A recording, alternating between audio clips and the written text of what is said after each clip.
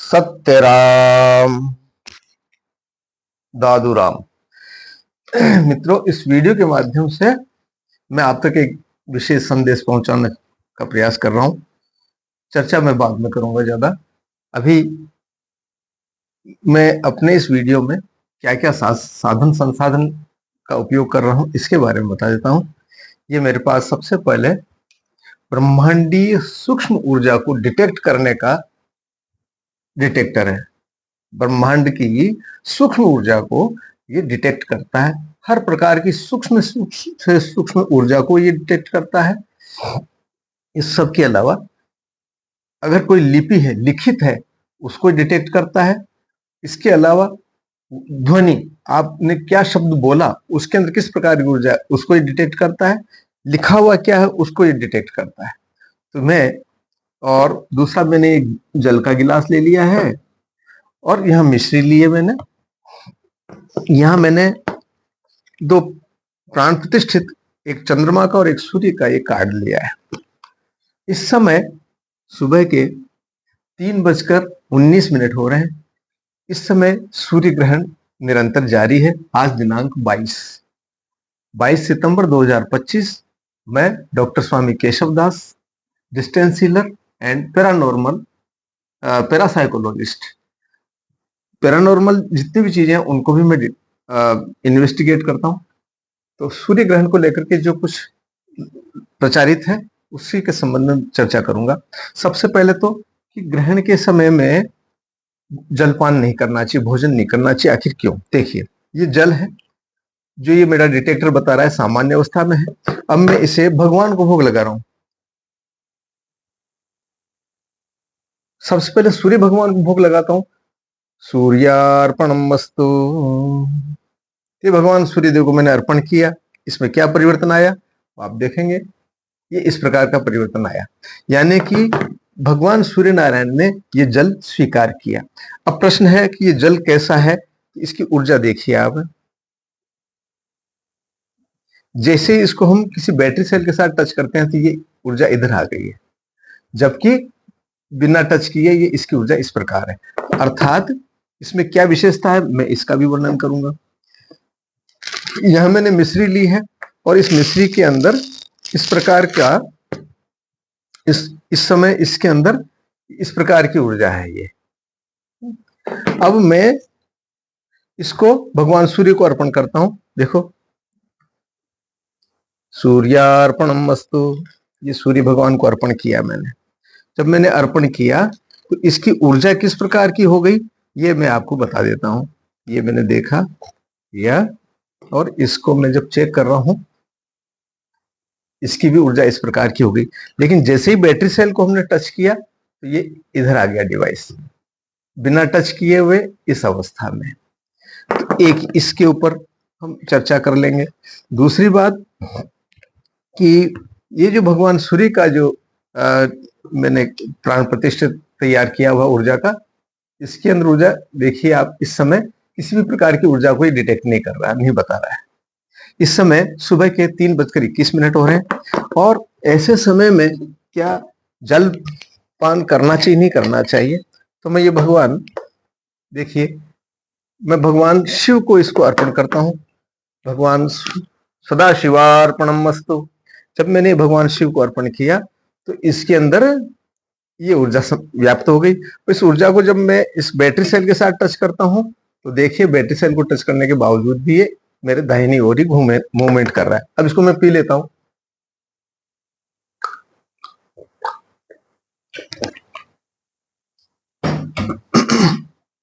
इस समय सुबह के 3:22 हो रहे हैं और ये मैंने इसको जब डिटेक्ट किया तो ये यहां पर कोई ऊर्जा नहीं बता रहा।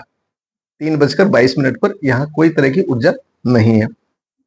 इस सब के अलावा यहाँ एक सूर्यवर्त स्तोत्र है इस पुस्तक के अंदर।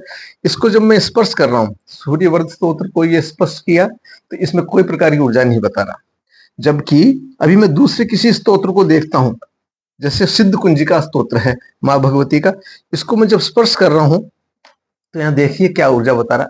ये इस पुस्तक में लिखे हुए स्क्रिप्ट को जब ये स्पर्श करते हैं तो इस प्रकार की ऊर्जा बता रहा है, यानी कि ये सिद्ध कुंजिका स्तोत्र पठनीय है। ये दुर्गा द्वात्रिंशन नामा स्तोत्र है, उसमें ये इस पृथ्वी के।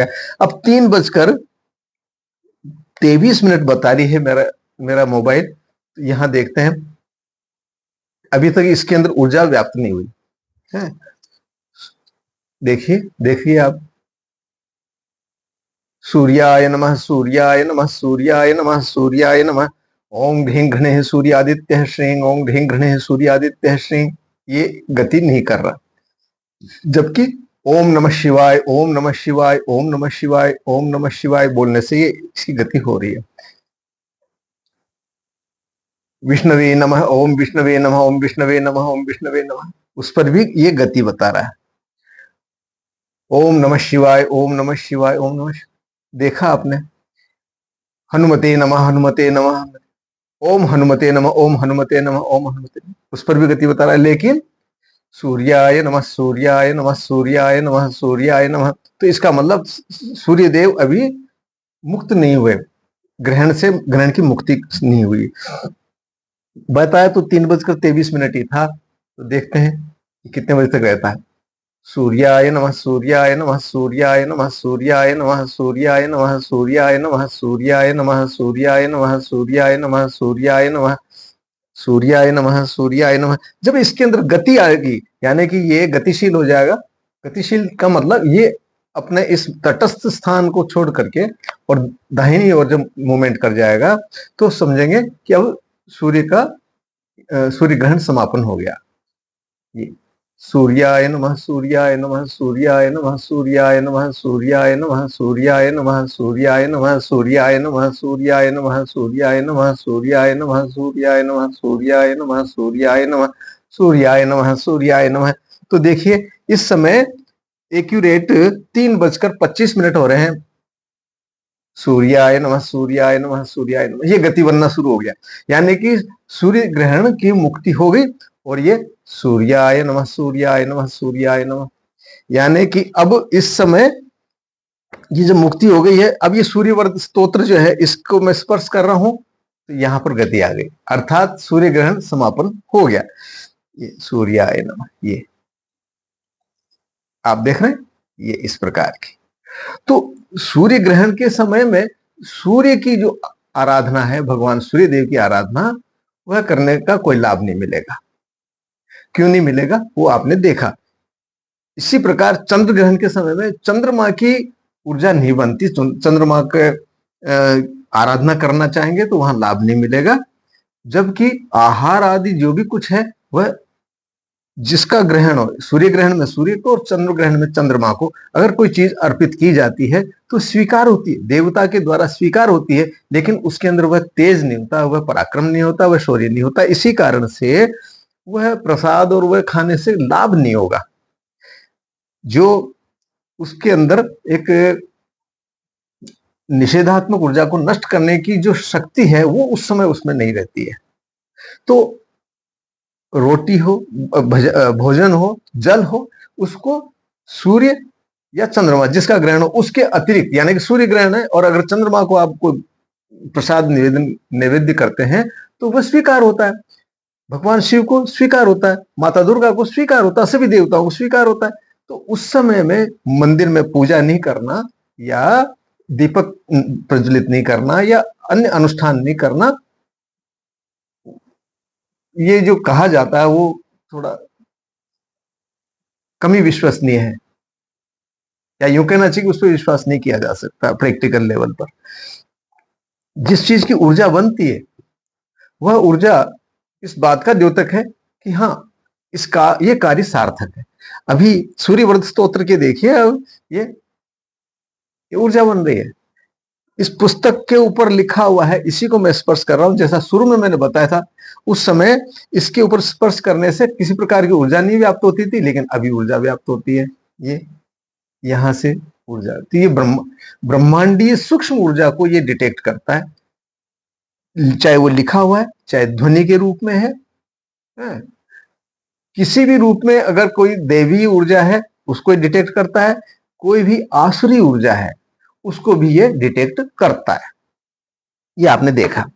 अब आसुरी ऊर्जा के लिए मैं कहना चाहूंगा, जैसे अब प्रतिदिन ये न्यूज़पेपर के अंदर कुछ इस प्रकार के जो मृतक होते हैं उनकी श्रद्धांजलि के और इस प्रकार से इसके अंदर एडवर्टाइज होते हैं।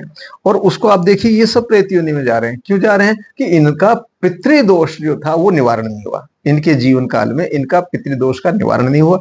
अभी देखिए आप, ये इन चित्रों को आप जैसे मैं टच करता हूं, ये इधर ये डिटेक्टर इस साइड में आ गया, ये देख रहे हैं आप।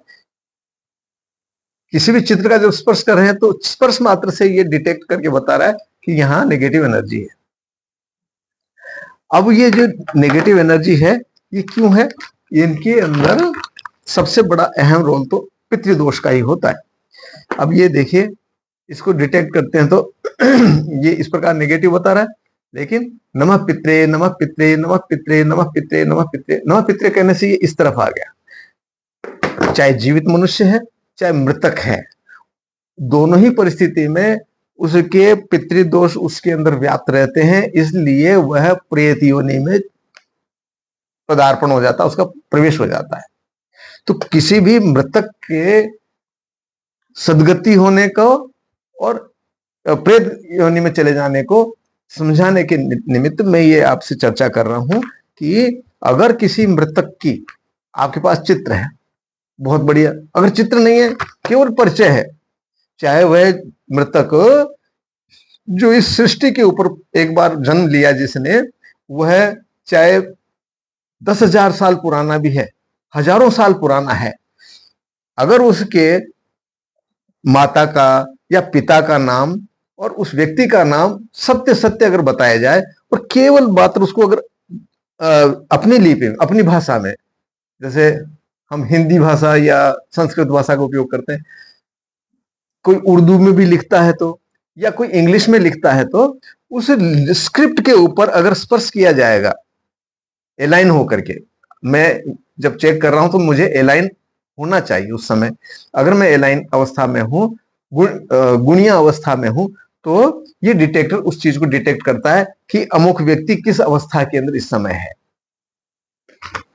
तो समय की कोई सीमा बता नहीं है। इस सृष्टि के ऊपर जो भी आया है और इस ब्रह्मांड के अंदर अगर अभी है वो व्यक्ति, तो ये हमें उसका संकेत देता है नेगेटिव एनर्जी के रूप में।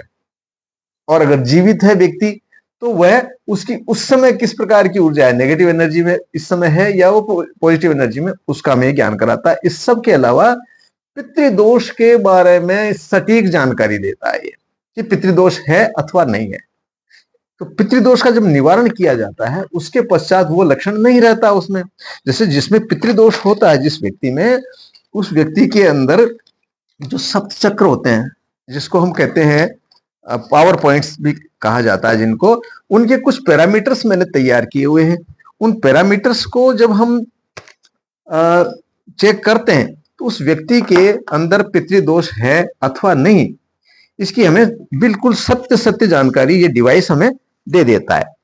अब उसको मैं आपके समक्ष रख देता हूं, कैसे बता देता है।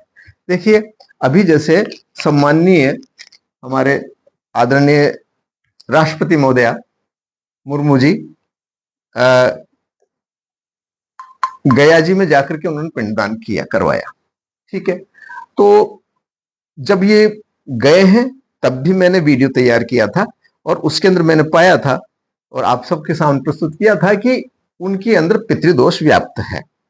अब ये पितृदोष व्याप्त है, इसको जब उन्होंने अपना पितृदोष निवारण के लिए जो भी वहां कर्मकांड किया, विद्वान व्यक्तियों के द्वारा कराया गया, उसका परिणाम क्या निकला उसको हम अब डिटेक्ट करेंगे। आज अमावस्या तिथि थी, वो समापन हो चुकी है, सूर्य ग्रहण था वो समापन हो चुका है और उसका मैंने आपको बता ही दिया। देखिए, सूर्याय नमः सूर्याय नमः सूर्याय नमः, अर्थात सूर्य देव के मंत्र से पॉजिटिव एनर्जी का बनना शुरू हो गया, तो सूर्य ग्रहण समापन हो गया।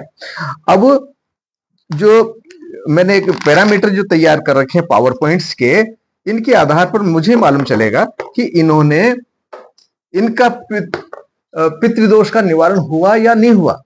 मेरे द्वारा जो पितृदोष का निवारण किया जाता है वो जीवन पर्यंत के लिए होता है। उसमें कोई किसी तरह का कोई भी शंका की स्थिति गुंजाइश नहीं है मेरे इस कर्म के अंदर। अब देखिए, अभी यहाँ पर ये राष्ट्रपति मुर्मू जी हैं और इनके चित्र को जब मैं इसके साथ में अटैच करता हूं, मेरे पावर पॉइंट्स के जो ये सैंपल्स तैयार किए हुए हैं इसके अंदर आप देखेंगे ये यहीं रुका हुआ है, जबकि जिनका पितृदोष समाप्त हो चुका है उन व्यक्तियों के चित्र को अगर मैं डिटेक्ट करूंगा तो उन व्यक्तियों का जिनका मैंने ये पितृदोष शमन कराया, उन व्यक्तियों के बारे में अगर देखेंगे तो जैसे ही इस व्यक्ति का जैसे पितृदोष का शमन कराया हुआ है, तो अब ये इस व्यक्ति को जैसे मैं रख करके इसके चित्र को जब चेक कर रहा हूं तो आप देखेंगे पावर पॉइंट्स के अंदर ये स्थिति मिलेगी। ये इस व्यक्ति की का पितृदोष का शमन मैंने करवा दिया। अब जब इसके पितृदोष का शमन कराया तो उसकी पहचान जीवन पर्यंत यही रहेगी, और तो और मृत्यु के पश्चात इसकी सदगति होगी, ये प्रेत योनि में नहीं जाएगा। ये मेरा रिसर्च है। अभी देखिए ये स्थिति, यानी कि इसको पितृदोष नहीं है, जबकि ये राष्ट्रपति महोदया को अभी इस समय मैं चेक कर रहा हूं। इस समय आज 22 तारीख को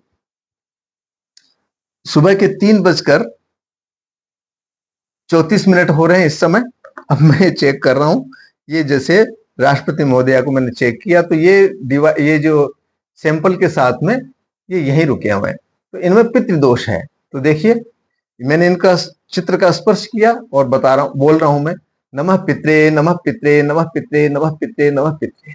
ये जो सूक्ष्म ऊर्जा को डिटेक्ट करने वाला यंत्र है, ये अगर इस तरफ मूवमेंट कर रहा है इसका अर्थ यहां पर पितृदोष अभी व्याप्त है, पितृदोष इनके साथ में है। अब आदरणीय अंबानी साहब के चित्र को भी चेक कर लेते हैं। तो ये देखिए मैंने इस चित्र को स्पर्श किया और मैं बोलता हूं नमः पित्रे नमः पित्रे नमः पित्रे, ये इस तरह से। तो यहां भी पितृदोष अभी व्याप्त है, और इसको जब मैं इन पैरामीटर्स के साथ में जब चेक कर रहा हूं तो देखिए ये यहीं रुक गया। इसको इधर अगर पितृदोष शमन हो जाता है तो इसको मेरे दाहिनी ओर इस प्रकार मूवमेंट कर लेना चाहिए, लेकिन ये नहीं कर पा रहा है, तो ये पितृदोष यहां पर व्याप्त है। तो आदरणीय मुकेश जी और देवी जो राष्ट्रपति महोदया हैं, वो उनके अंदर से पितृदोष निराकरण नहीं हुआ। तो हमें हमारे जो विद्वान जो व्यक्ति हैं जो कि पितृदोष का शमन करवाते हैं, उन्हें अपने इसको थोड़ा और इम्प्रूव करना पड़ेगा, उसको शोधन करना पड़ेगा, उसके अंदर कुछ न कुछ विशेषता लानी पड़ेगी। मैं अपने गुरु मंत्र से जो पितृदोष का शमन करता हूं उसको तो मैं स्पष्ट बता सकता हूं, और जिन्होंने किया और वो नहीं हुआ वह भी मैं बताता हूं। यानी किसी व्यक्ति में अगर बच्चा 1 महीने का 1 दिन का भी है और उसके साथ भी चेक करेंगे तो पितृदोष आएगा, क्योंकि पितृदोष बाय बर्थ साथ में आता है, जीव के साथ में, जीवात्मा के साथ में पितृदोष आता है। अगर यूं कहा जाए तो भी अन्यथा नहीं होगा कि व्यक्ति अपने ऋणों से मुक्त होने के लिए ही मनुष्य जन्म में आता है, और जब पूरी तरह से ऋण मुक्त हो जाता है तो मुक्त हो जाता है। जीवन जीते समय अगर वो सबसे पहला उसका कार्य कर्जे से मुक्ति होना ही है। दोष का अर्थ मुक्ति से है। जो पितृदोष से मुक्त हो गया तो वह सदा के लिए मुक्त हो गया।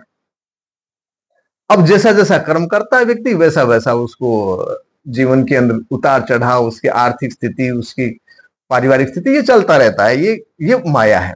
लेकिन वास्तविक जो मैंने जो रिसर्च किया उसके आधार पर मनुष्य का जन्म सबसे पहले पितृदोष से उऋण होना है। अगर पितृदोष, दोष का अर्थ कर्ज, यानी पितरों से जो रहा हुआ कर्ज है, जो आपको करना चाहिए था जो आपने नहीं किया, या जो देना चाहिए था वो जो आपने नहीं दिया, इसके कारण जो कर्ज है उससे मुक्ति आप नहीं पाते हैं, तो आपका मनुष्य जीवन सार्थक नहीं होता। मनुष्य जन्म को आज केवल आर्थिक दृष्टि से ही देखा जाने लगा है, वो सर्वथा अनुचित है। ठीक है, भौतिक विकास होना चाहिए, लेकिन आध्यात्मिक विकास परम महत्वपूर्ण है। हम सनातन धर्म के अंदर हमारे वेदों पुराणों में जो कुछ भी वर्णन है, वर्णित है, उसको थोड़ा रिवाइज करना चाहिए, हमें अच्छी तरह समझना चाहिए। उसमें मिथ्या तो कहीं गुंजाइश नहीं है। वेदों में अथवा पुराण आदि के अंदर जो कुछ भी लिखा हुआ क्षेपक है तो बात अलग है। अगर उसके अंदर किसी ने अपने भी मंतव्य घुसा दिया है ग्रंथ के अंदर, तो वह इस डिटेक्टर के माध्यम से पकड़ा जाता है। इससे पकड़ लेता हूं मैं उसे। मैं स्क्रिप्ट को लेकर के, एक जो मेरे पास एक स्तोत्रों के लिए पुस्तक है, बहुत अच्छी पुस्तक है जिसमें स्तोत्र ही स्तोत्र हैं, उनके ऊपर मैं एक अलग से वीडियो बनाऊंगा, बहुत लंबा वीडियो हो जाएगा। लेकिन मैं उसमें यह सिद्ध करूंगा कि जो क्षेपक है, यानी कि अभी भगवान शिव का जो मंत्र है ओम नमः शिवाय, आप देखिए ओम नमः शिवाय, ये गति कर रहा है, यानी उससे ऊर्जा बन रही है, इस ब्रह्मांड के अंदर ऊर्जा व्याप्त हो रही है। लेकिन श्री शिवाय नमस्तुभ्यम, श्री शिवाय नमस्तुभ्यम, श्री शिवाय नमस्तुभ्यम, ये जो ढोंगी और आडंबरी किसी व्यक्ति ने यह मंत्र प्रचारित प्रसारित किया है, वह पाप का भागी है। क्यों? कि उसके कारण अनेक व्यक्ति भ्रमित हो गए हैं। खैर, तो अभी इस जो कर्म कांड करवाने वाले संभवतः, निश्चित नहीं कहता, संभवतः जो इस न्यूज के साथ में जिन व्यक्ति के लिए शंभूलाल जी विट्ठल करके कोई हैं, जो विष्णु पद प्रबंध कारिणी समिति गया के हैं, और इनका भी चित्र इसके साथ में दिया हुआ है। इनके अंदर जब मैंने देखा, शुरू में भी देखा था और आज फिर देख रहा हूं आपके समक्ष, नमः पित्रे नमः पित्रे नमः पित्रे नमः पित्रे नमः पित्रे नमः पित्रे नमः पित्रे नमः पित्रे नमः पित्रे नमः पित्रे नमः पित्रे। तो देखें कि इनके अंदर भी पितृदोष अभी व्याप्त है। और इनको जब मैं इस पैरामीटर के साथ में, यानी कि जो 7 जो पावर पॉइंट्स हैं उसके जो सहस्रार चक्र, उसके साथ में जब इसको संलग्न करके मैं चेक कर रहा हूं, तो ये देखिए मेरा डिवाइस यहीं पे स्तंभित हो गया है, रुक गया है। यानी कि यहाँ पितृदोष की सुनिश्चितता है, 100% पितृदोष है इनमें। अब कोई डिजिटल अगर किसी के पास में कोई इक्विपमेंट्स है इस तरह के जो कि सब चक्रों, 7 चक्रों को चेक करता है, तो कृपा करके मेरे से संपर्क करें, मुझे भी ज्ञान दें, मुझे भी समझाएं कि डिजिटल ऐसा क्या इंस्ट्रूमेंट टूल है जो ये बता दे। ब्रह्मांडीय ऊर्जा के साथ में ये स्पष्ट जुड़ता है। इसको मैंने अनेक प्रकार से, जैसे कोई ऐसी आत्मा, जीवात्मा जिसकी सदगति हो चुकी है, जिसकी सदगति हो जाती है, वह इहलोक में, इहलोक का जो वायुमंडल है, ब्रह्मांड है, उसके अंदर वह नहीं रहता है। वह जीवात्मा यहां से किसी अन्य लोक में चला जाता है, यह सुनिश्चित है। तो उसे बुलाने के लिए मंत्र होते हैं और उसकी आत्मा को हम बुला सकते हैं, वापस उसका आह्वान कर सकते हैं, और इसके अंदर कोई भी तरह की शंका की गुंजाइश नहीं है। मैं प्रतिदिन अनेक बार अनेक व्यक्तियों के साथ में इस चीज को प्रैक्टिकल रूप में करता हूं। जैसे मैं अन्य का ना उदाहरण देकर के, फिलहाल मेरे पास में ये एक चित्र है, ये बहुत मेरे लिए बहुत आदरणीय है। आप देखिए इसको, चित्र को अच्छी तरह से भली भांति। ये पारिवारिक रिश्ते के अंदर ये मेरे भतीजे होते हैं, लेकिन ये शांत हो चुके हैं और इनकी सदगति हुई है। ये स्वतः क्या कहना चाहिए, इस सदगति को प्राप्त किया है इन्होंने। इनको सदगति करवाने के लिए मैंने या अन्य किसी ने कोई प्रयास नहीं किया है, किसी प्रकार की ऊर्जा इनको दी नहीं गई है जिससे कि इनकी आत्मा बूस्ट होकर के आगे की तरफ बढ़ जाए। तो इनका पितृदोष इन्होंने स्वयं ने शमन कर लिया था, तो ये इनकी सदगति हो गई है। अब इसको अगर हम पैरामीटर के साथ लगा के देखते हैं तो आप देखेंगे कि ये पैरामीटर के साथ में जब इसको चेक किया डिवाइस के माध्यम से, तो यहाँ किसी भी प्रकार की ऊर्जा हमें नहीं मिल रही है। तो चूंकि ये परलोक में है, यह लोक में नहीं है, ये परलोक में है, इनका हम आह्वान कर सकते हैं। देखिए मैं इसका आह्वान करता हूं ताकि आपको इस ज्ञान के प्रति थोड़ी रुचि भी रहे और श्रद्धा भी हो।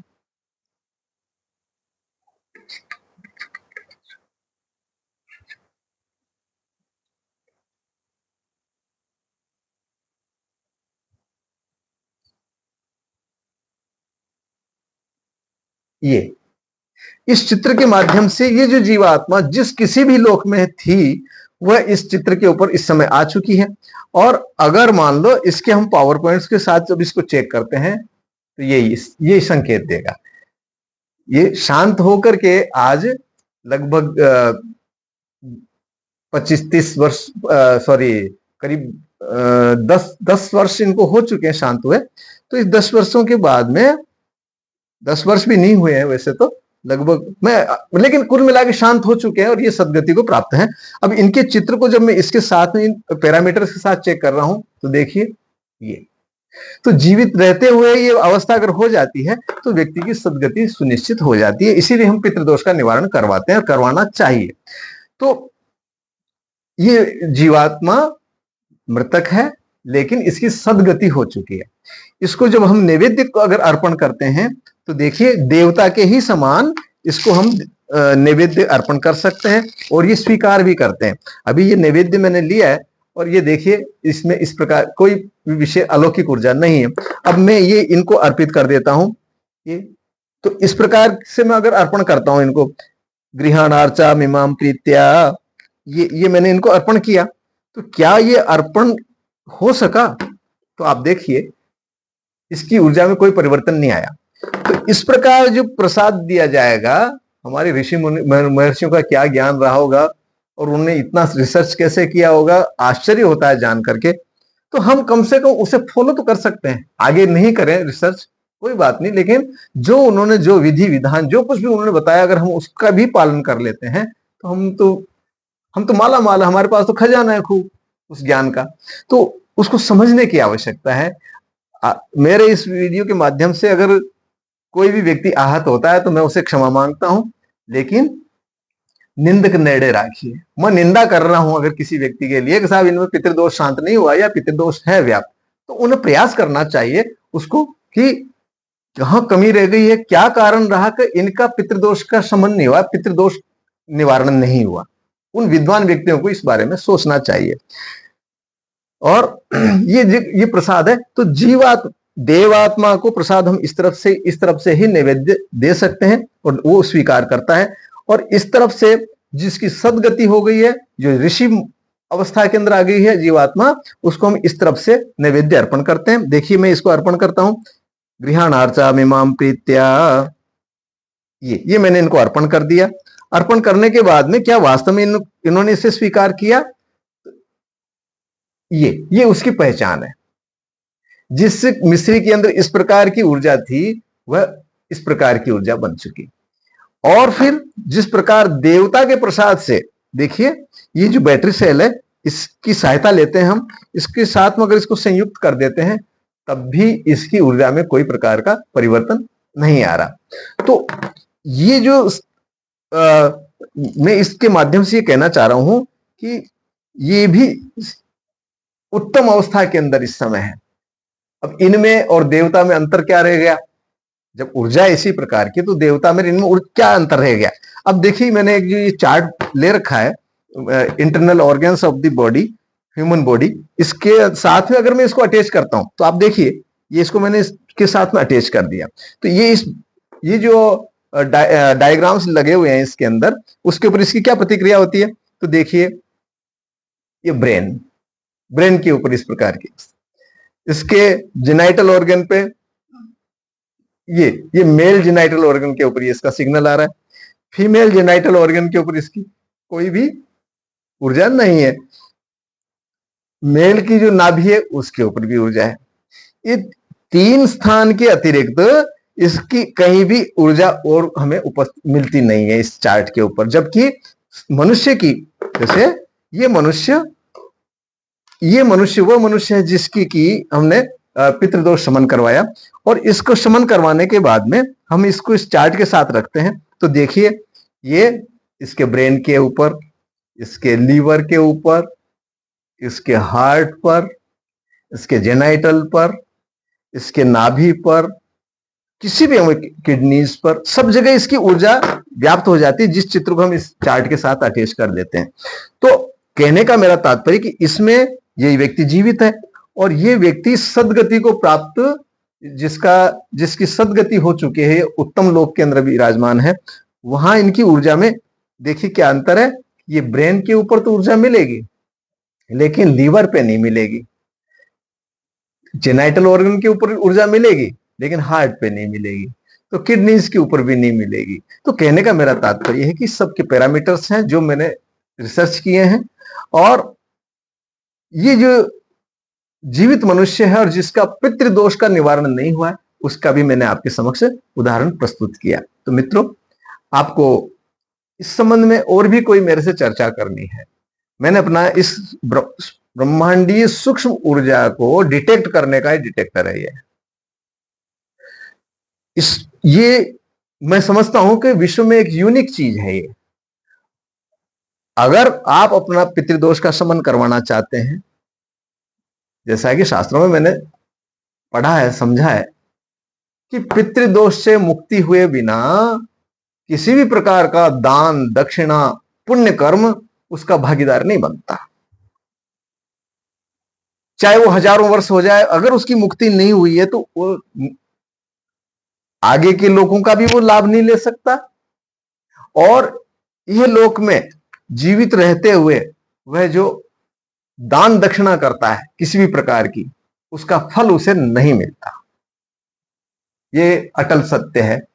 अटल सत्य इसलिए कह रहा हूं कि मैंने लगभग 8 वर्षों से इस कार्य को छेड़ रखा, इस रिसर्च को मैं कर रहा हूं, और मैंने अब यही जाना है कि बिना पितृदोष की मुक्ति के अगर किया गया कोई दान है, दक्षिणा किसी को दान दिया जाता है, वह दान व्यर्थ ही जाता है, उसका कोई लाभ नहीं मिलता। जिस प्रकार सूर्य ग्रहण के समय में सूर्य की तपस्या का, चंद्र ग्रहण के समय में चंद्र देव को लेकर के जो अनुष्ठान किए जाते हैं चंद्र प्रसन्न करने के लिए, वो व्यर्थ हो जाते हैं। इसी प्रकार जब तक पितृदोष व्याप्त है तब तक किसी भी प्रकार का मांगलिक कार्य को वह संपन्न करता है। दिखावे के रूप में ही वो भौतिक दृष्टि से दिखाई देगा, हाँ हुआ, लेकिन वो प्रतिफल उसका प्राप्त नहीं कर सकता, क्योंकि वह ऊर्जा ही नहीं बनती है। जब ऊर्जा ही नहीं बनेगी तो क्या लेंगे आप।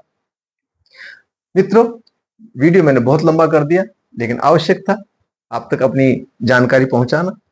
इस वीडियो से आपको कुछ अच्छी मिले जानकारी तो लाइक कीजिए, शेयर कीजिए, बेल आइकन को एक्टिवेट कीजिए, और किसी भी प्रकार की कोई शंका समाधान करने के लिए मेरे से आप प्रातः 9 बजे से सायं 7 बजे तक 7976817954 7976817954 पर संपर्क कर सकते हैं।